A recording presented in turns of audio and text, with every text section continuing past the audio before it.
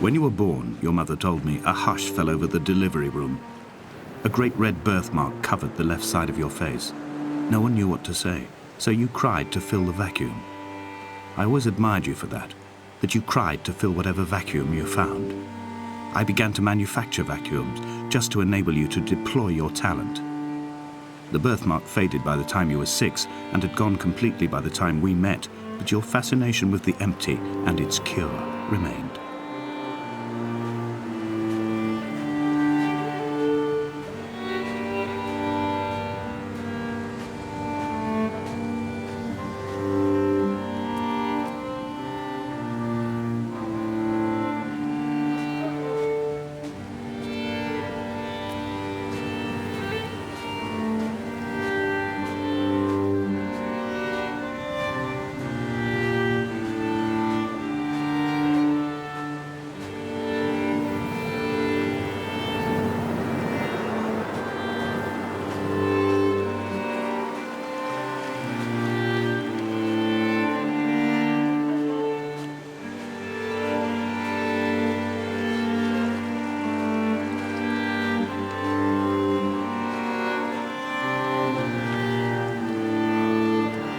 I have found the ship's manifest, crumpled and waterlogged under a stash of paint cans.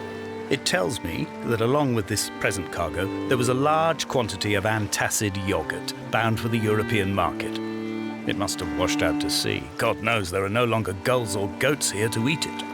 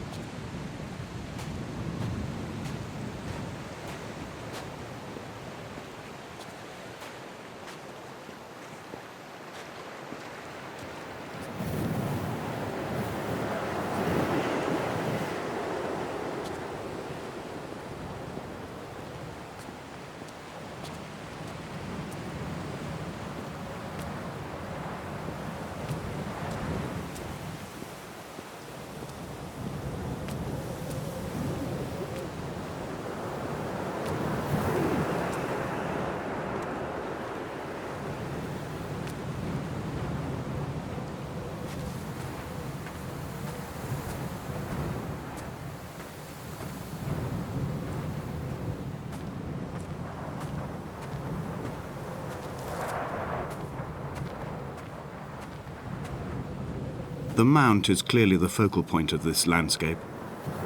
It almost appears so well placed as to be artificial.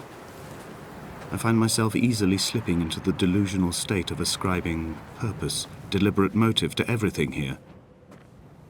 Was this island formed during the moment of impact? When we were torn loose from our moorings and the seatbelts cut motorway lanes into our chests and shoulders, did it first break surface then?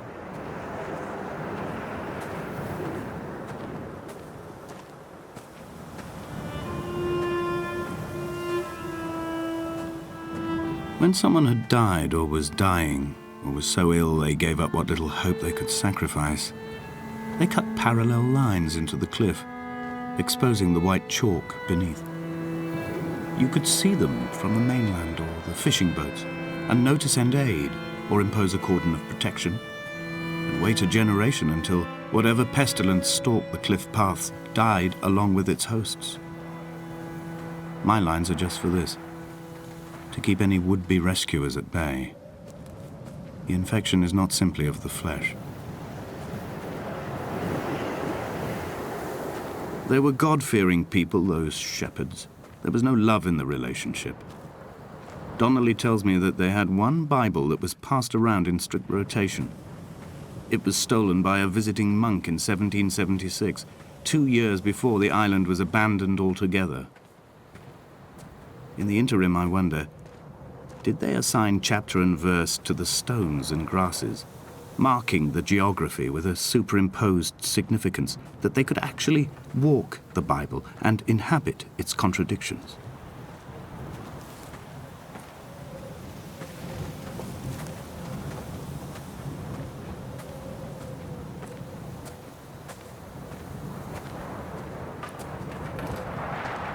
Dear Esther, I met Paul. I made my own little pilgrimage. My Damascus, a small semi-detached on the outskirts of Wolverhampton. We drank coffee in his kitchen and tried to connect to one another.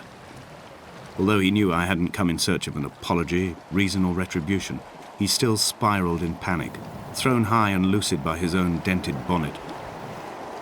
Responsibility had made him old. Like us, he'd already passed beyond any conceivable boundary of life.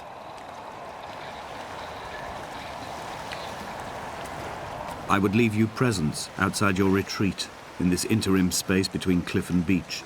I would leave you loaves and fishes, but the fish stocks have been depleted and I've run out of bread. I would row you back to your homeland in a bottomless boat, but I fear we would both be driven mad by the chatter of the sea creatures.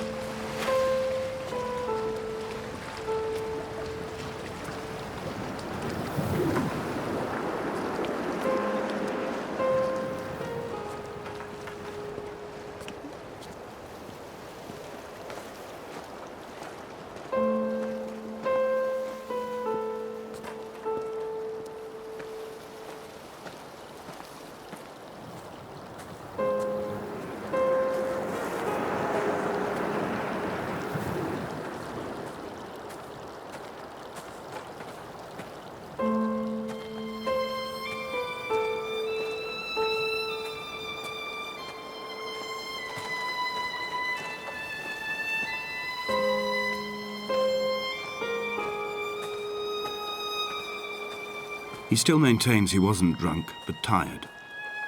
I can't make the judgment or the distinction anymore. I was drunk when I landed here, and tired too. I walked up the cliff path in near darkness and camped in the bay where the trawler lies beached. It was only at dawn that I saw the bothy and decided to make my temporary lodgings there. I was expecting just the aerial and a transmitter stashed in a weatherproof box somewhere on the mount. It had an air of uneasy permanence to it. Like all the other buildings here, erosion seems to have evaded it completely.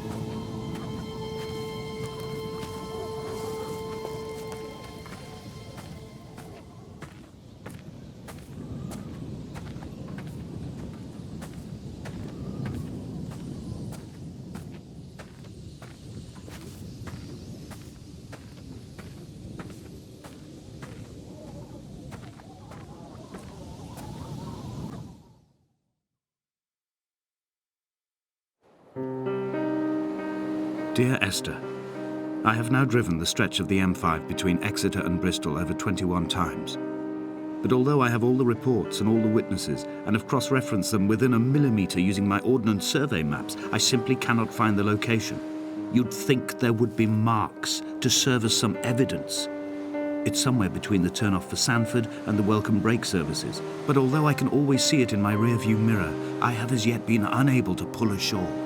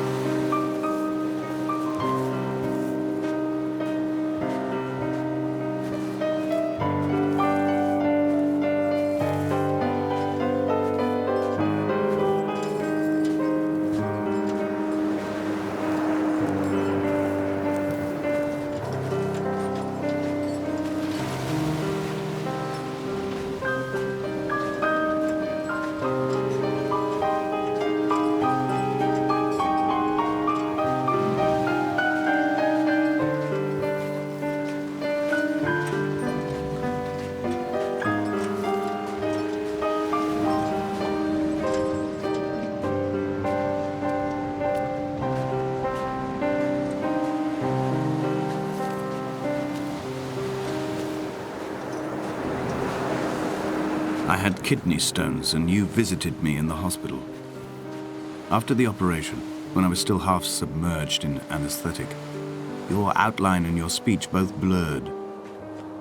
Now my stones have grown into an island and made their escape, and you have been rendered opaque by the car of a drunk.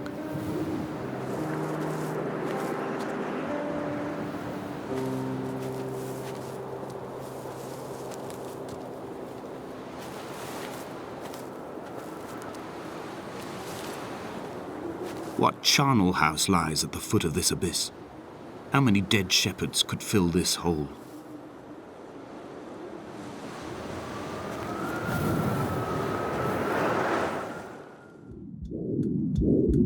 Come back.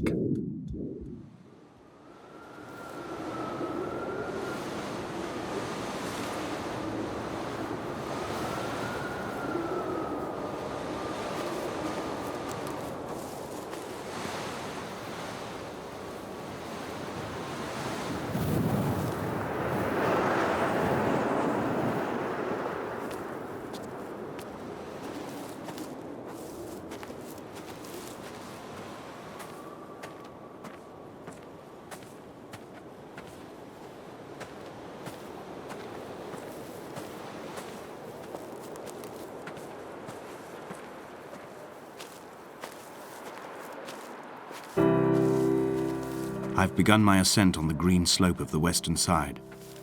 I've looked deep into the mountain from the shaft and understood that I must go up and then find the way under. I will stash the last vestiges of my civilization in the stone walls and work deeper from there. I'm drawn by the aerial and the cliff edge. There is some form of rebirth waiting for me there.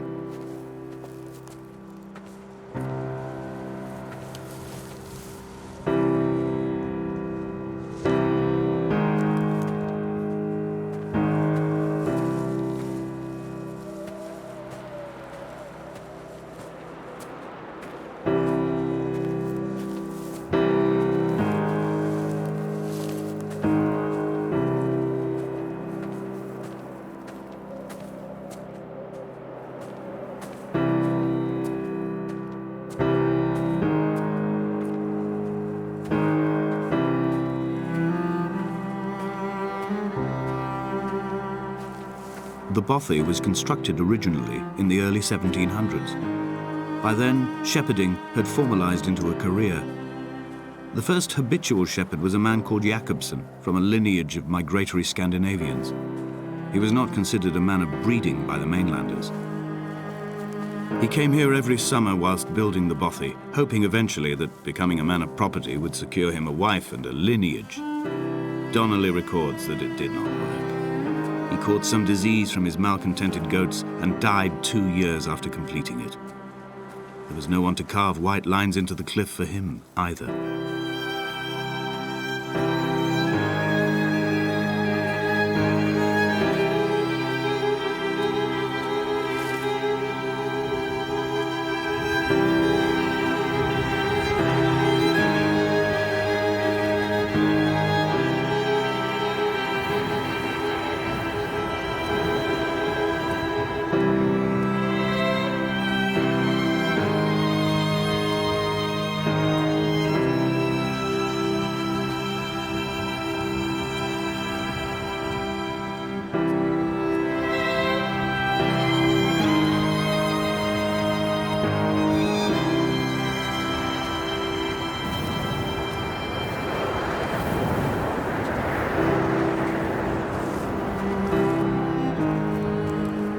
In a footnote, the editor comments that at this point, Donnelly was going insane as syphilis tore through his system like a drunk driver.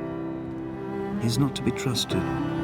Many of his claims are unsubstantiated, and although he does paint a colourful picture, much of what he says may have been derived directly from his fever. But I've been here, and I know, as Donnelly did, that this place is always half imagined. Even the rocks and caves will shimmer and blur with the right eyes.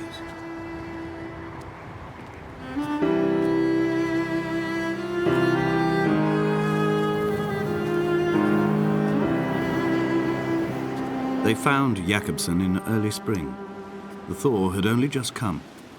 Even though he'd been dead nearly 7 months, his body had been frozen right down to the nerves and had not even begun to decompose.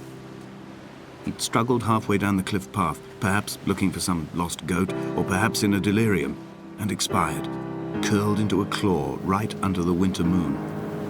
Even the animals shunned his corpse. The mainlanders thought to bring it home unlucky. Donnelly claims they dragged it to the caves to thaw out and rot, but he is proving an unreliable witness.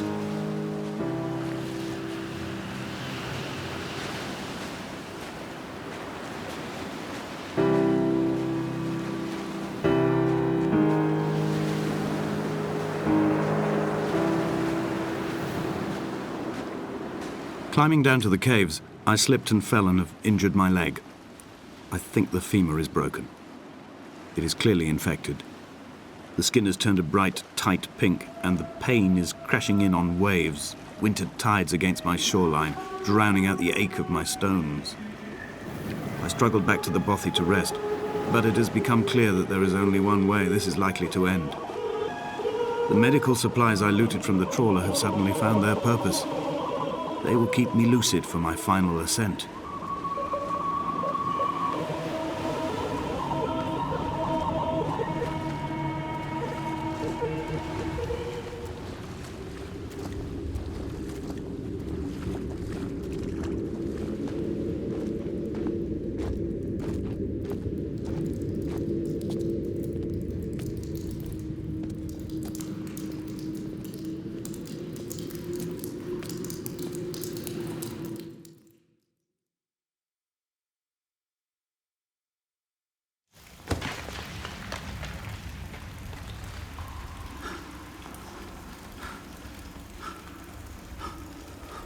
From here, this last time, I have understood there is no turning back.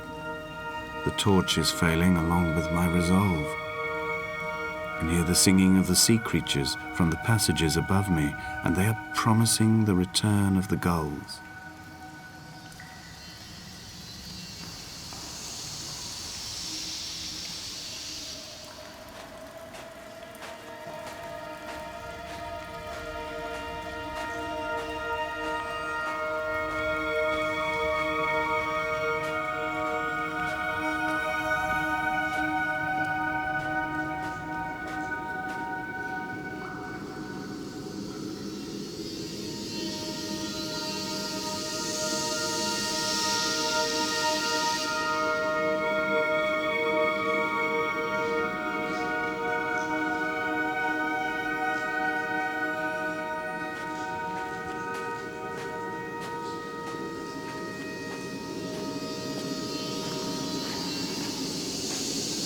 It was as if someone had taken the car and shaken it like a cocktail. The glove compartment had been opened and emptied with the ashtrays and the boot. It made for a crumpled museum, a shattered exhibition.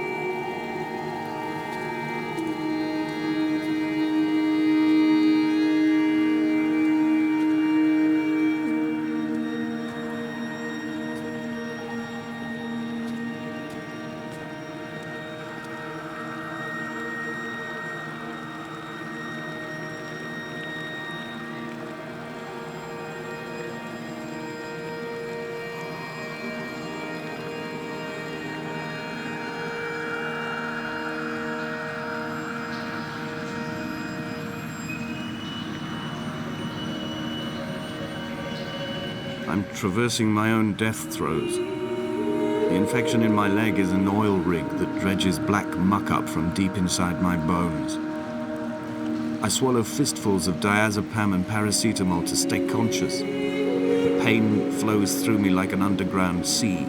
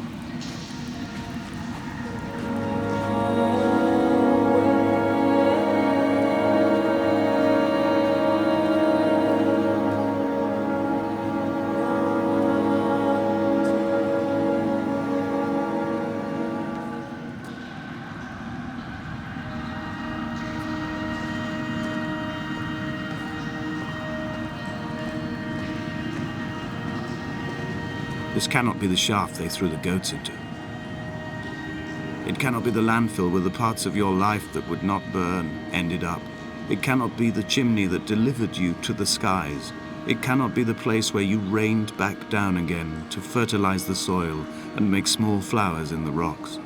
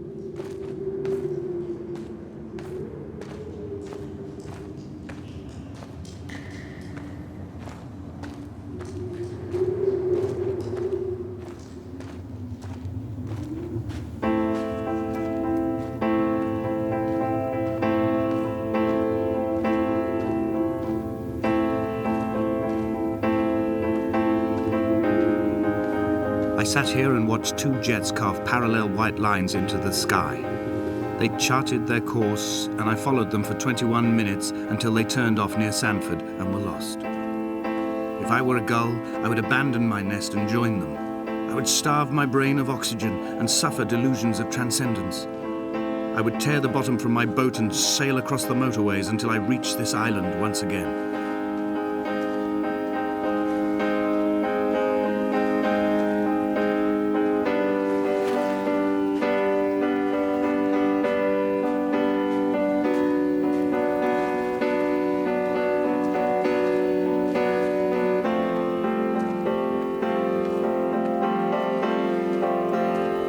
shall begin to assemble our own version of the North Shore. We will scrawl in dead languages and electrical diagrams and hide them away for future theologians to muse and mumble over. We will send a letter to Esther Donnelly and demand her answer.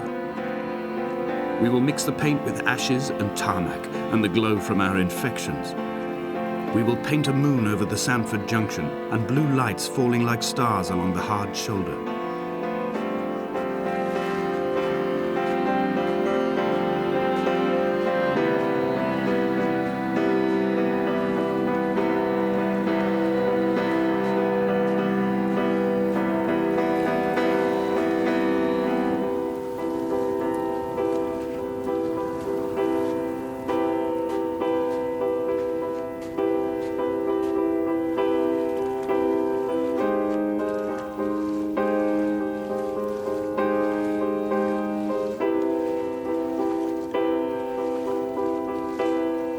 Paul, by the roadside, by the exit for Damascus, all ticking and cooled, all feathers and remorse, all of these signals routed like traffic through the circuit diagrams of our guts, those badly written boats torn bottomless in the swells, washing us forever ashore.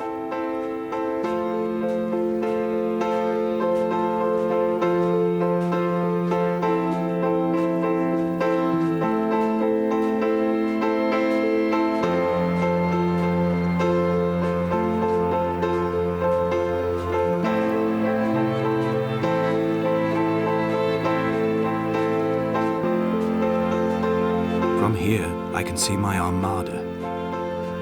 I collected all the letters I'd ever meant to send to you, if I'd have ever made it to the mainland, but had instead collected at the bottom of my rucksack, and I spread them out along the lost beach. Then I took each and every one, and I folded them into boats. I folded you into the creases, and then, as the sun was setting, I set the fleet to sail. Shattered into 21 pieces, I consigned you to the Atlantic, and I sat here until I'd watched all of you sink.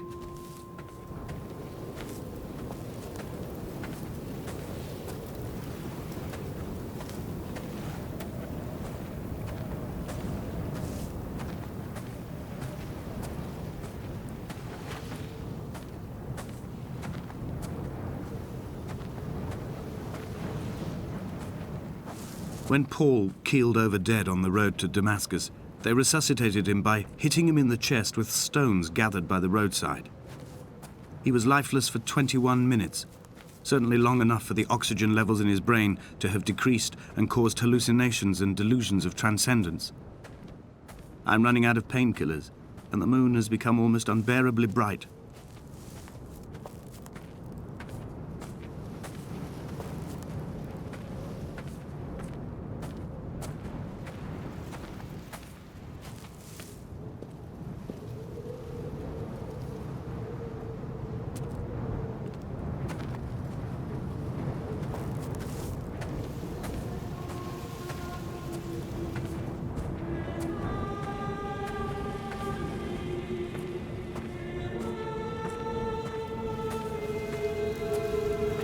I've begun my voyage in a paper boat without a bottom.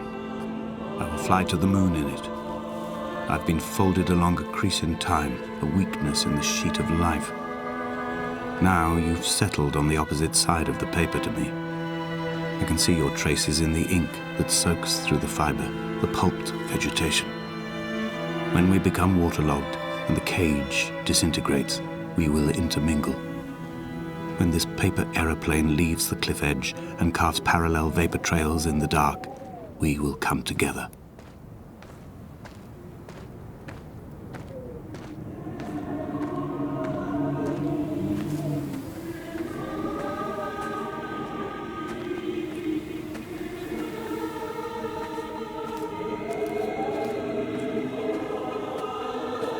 If only Donnelly had experienced this, he would have realized he was his own shoreline, as am I.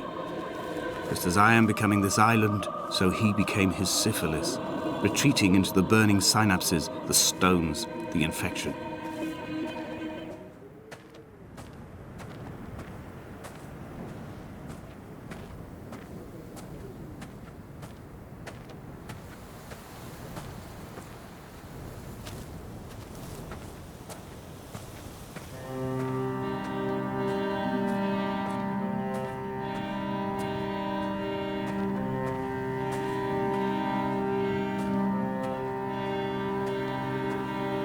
Returning to my car afterwards, hands still shaking, and a head split open by the impact.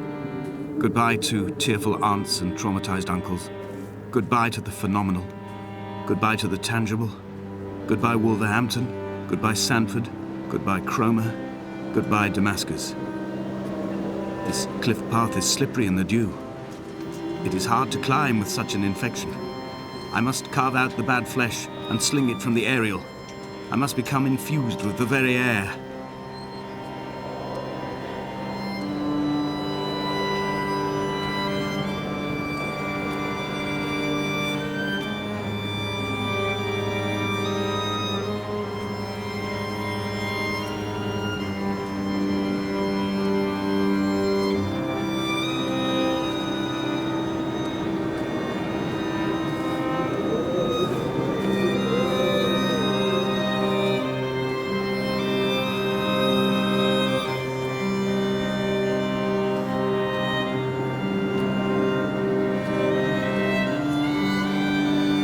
A gull perched on a spent bonnet, sideways, whilst the sirens fell through the middle distance and the metal moaned in grief about us. I'm about this night in walking, old bread and gull bones, old Donnelly at the bar gripping his drink, old Esther walking with our children, old Paul as ever, old Paul. He shakes and he shivers and he turns off his lights alone.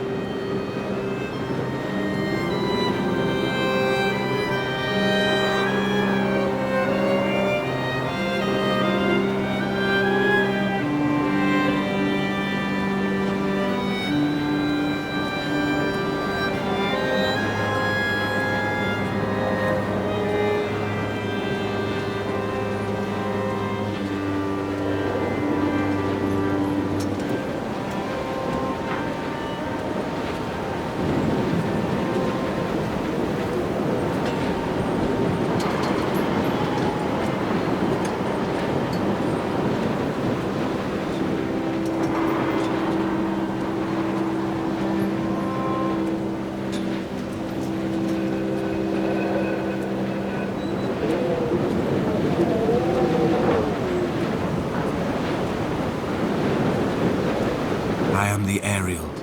In my passing, I will send news to each and every star.